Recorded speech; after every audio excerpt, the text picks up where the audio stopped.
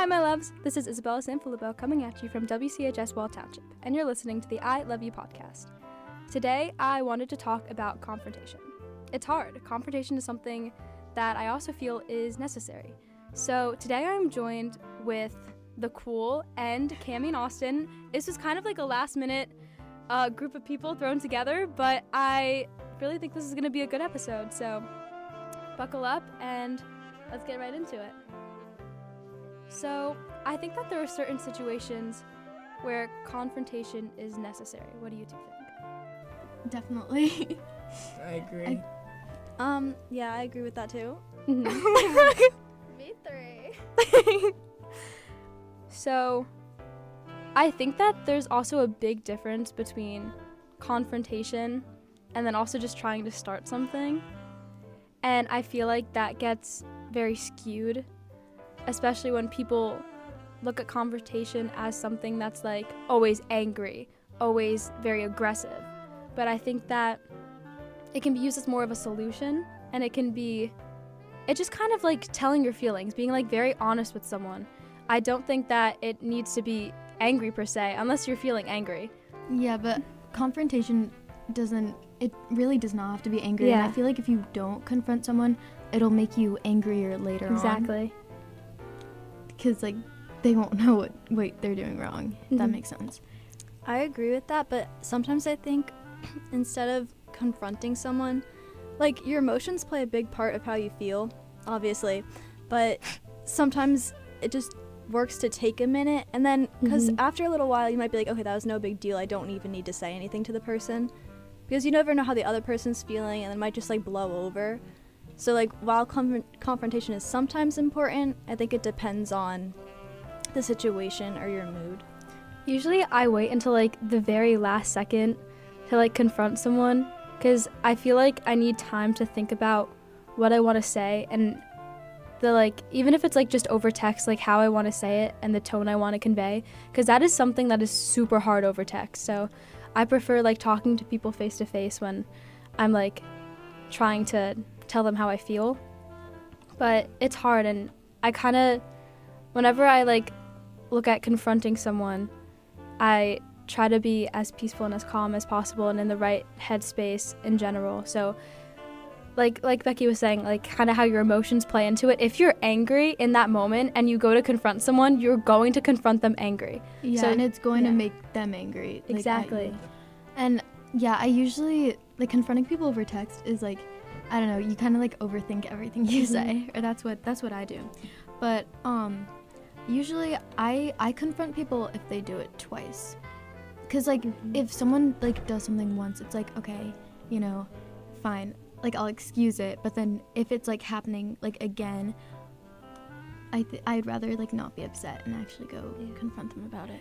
Cause when it's a reoccurring issue, and like it's like, oh, it's okay, like that happened once, it was something little, that's fine. But if it happens again and again, if you don't say something, it's just gonna keep happening, and you're just gonna get more and more upset, and then you're gonna blow up.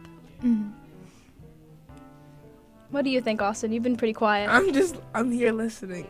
I Okay. agree with what you guys are saying, especially that last part about, like, one time was a mistake. Like, if you do something one time, you can consider that an accident. Mhm. But if they keep doing it, then you know it's something that they think is Okay. That they think is okay. Correct. Like, it's fine. It's not that big of a deal.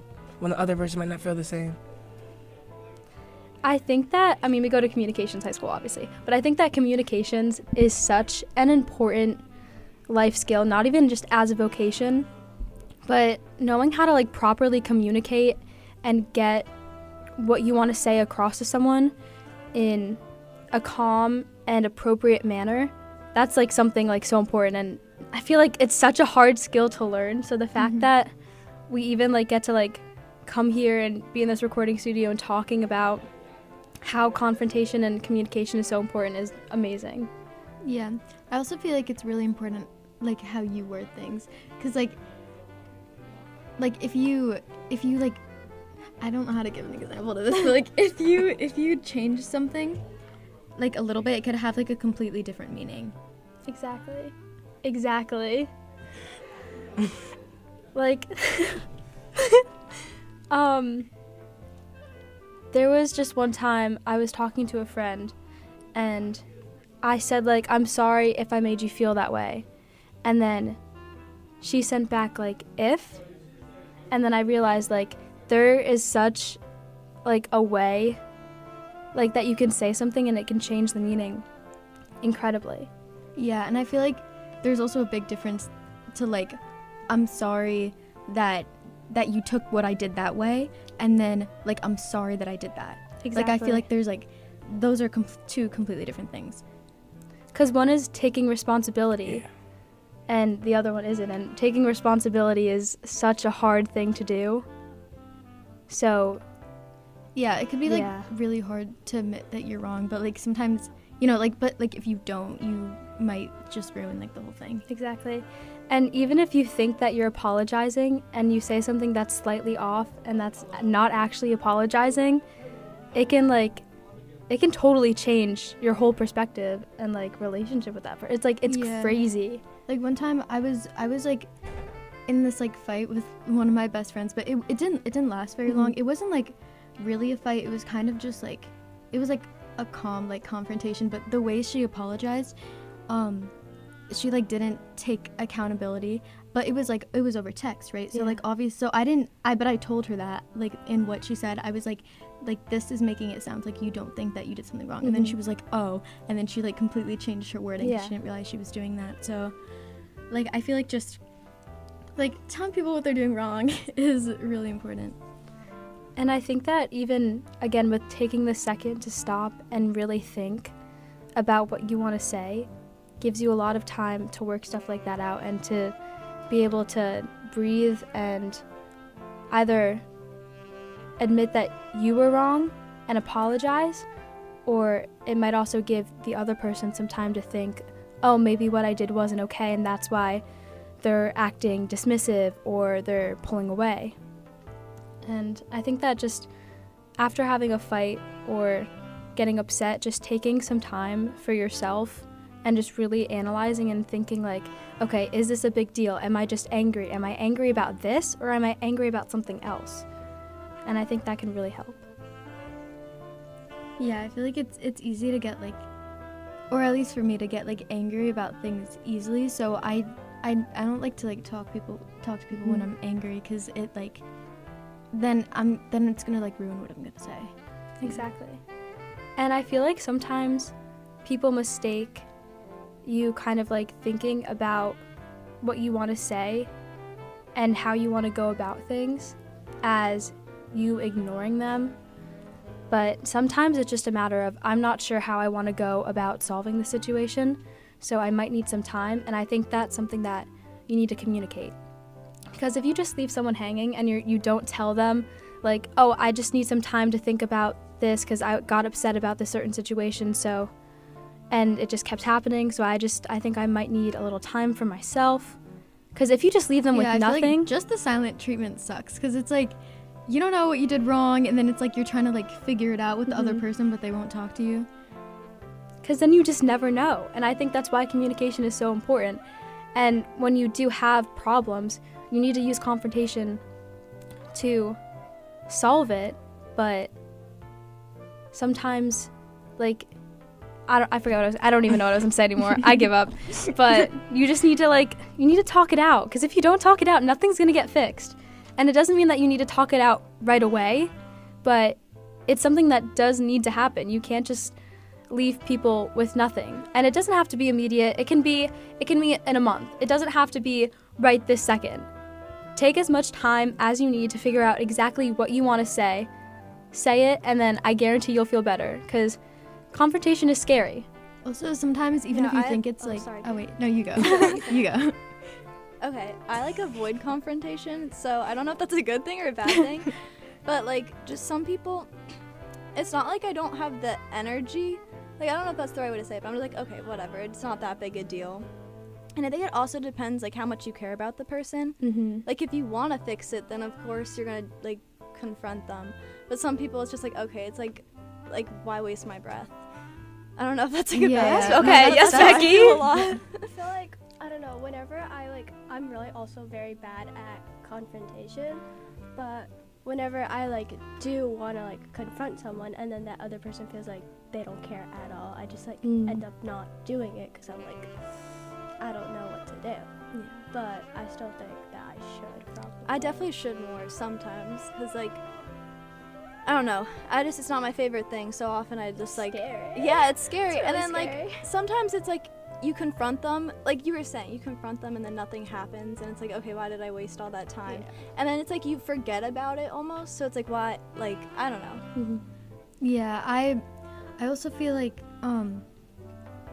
if you, let's say that you were like someone confronted you and then you like, you know, you didn't take responsibility. I feel like it's never too late to say sorry. Like if you actually care about the person, then I think it's never too late to say sorry. Even if you're like in a situation where it already blew over and it's still like in the back of your mind or something and you still feel guilty, I think that just like sending a text, and I know that like rehashing a wound is like really tough sometimes, but if you're still thinking about the situation and it's not 100% solved and out of your mind, just texting someone and being like, I'm so sorry how this went down, even if it was like from years ago, I feel like that can still make an impact. They would definitely still appreciate it. It's already over, and like it might not solve a friendship or bring things back to the way it used to be, but I think that people would still appreciate an apology because everyone kind of wants their feelings validated. Yeah, I had this other friend in 8th grade, but then in like 6th grade. In 6th grade we were ops, right? but like not really. We were friends, and then we were ops because she was being kind of mean to me. But like then it was I never confronted her because honestly, COVID. But and then we came back, and then I like completely forgot about it. Like we were friends, but then this was like 2 years later, and then she like apologized to me, and then it like I didn't like she was not my op anymore. Like I didn't really like I completely forgot about it, but it would like. It really meant a lot that she still like Thought about it, yeah. Because I also think it's never too late to finally take responsibility, and I think that's what apologizing is. And it's not sorry if I made you feel that way, or it wasn't my intention to make you feel that way. It's I'm sorry I made you feel that way, and I'm sorry I did this. I don't know why I said this. It's like that was weird pronunciation. I'm sorry I did this to you, and it's really hard because I feel like we've been talking about like 2 different types of confrontation almost. We've been talking about confrontation when someone does something wrong, but we've also been talking about when someone confronts you, taking the accountability for that. And I feel like we probably could have organized that better, but it's fine. But I think okay. The flow of this conversation was going good anyways. But I think that there's definitely 2 sides to the story of confrontation, and I think both are equally important. And I feel like it's important to like listen to what somebody else is saying, even if you don't agree with them, because sometimes like I feel like everybody kind of does this like every now and then, but like when someone's talking you're like already thinking of your response. Yes. If you're like arguing with them, but I feel like it's important to try to like not do that and actually like listen to what they have to say. We had an episode on that actually, because I think it was Miss Brito, and Miss Brito said, guys, and because she's a Spanish teacher, so she was like, guys, when you're thinking of Spanish, like usually a lot of times in English, like we respond in our heads and then we cut off what the other person is saying. But if you try to do that in Spanish class, you're gonna miss like the total like other half of the conversation, and it might change the meaning. Yeah, you might miss the whole point of what they're trying to say. Listening is important. Confrontation, listening, communication skills, all of these life skills are so important. And honestly, it can solve so many tough situations because you just have to talk about I don't know. I feel like I have to talk about things. I'm just like... Me too. I have to yeah. yap. I can't. I'm a talkative person. It's just what has to happen. And that's how I solve my problems. Even when I'm studying, I have to like I'll like read the Quizlet flashcard and then I'll like say my response before I turn it because I can't do it in my head. Yeah, I'll literally be in my room like talking to myself when I would study for history. But I feel like it's just something that's so important because having a conversation isn't just talking. It's talking and listening. So confrontation is just a bigger form of conversation where you're just being really honest and really raw, and there's a lot of emotions, and sometimes it can get overwhelming and scary, but I think that's why it's so important, because when you're being so vulnerable with someone, they have to listen. If they care about you, they're going to listen to you. And if they don't care about you, it's still good that you said something, but I think that really shows you Yeah, I think that they're not worth your time. Yeah, I think that makes you realize like who's worth your time and who's Mhm. not. But like even if you like confront someone about it, and like what Becky was saying, and they're like, oh, like they kind of blow it off, it'll still make you feel better if you do it. If it was like really bothering you, if it wasn't just like a one-time like thing. Because if it 'Cause was then like it's off your something mind. little, then it's like, oh, okay, whatever. Like, I'll just sleep on it, forget it in the morning. But if it's something that keeps bugging you, it's like tugging you at the back of your mind, you're gonna either say something thought out and nice, or you're just gonna blow up at them one day, and Mhm. that is not fun for anyone. Yeah, I don't know. Does anyone have any final thoughts? I don't. I think that summed it up pretty well. Fair. Confrontation is key, Yes. Even if you don't like it. Or scared. Okay, well, thank you guys for listening. Thank you guys for coming on. I'm your host, Isabella Sanfilippo, and remember, We love you. we love you.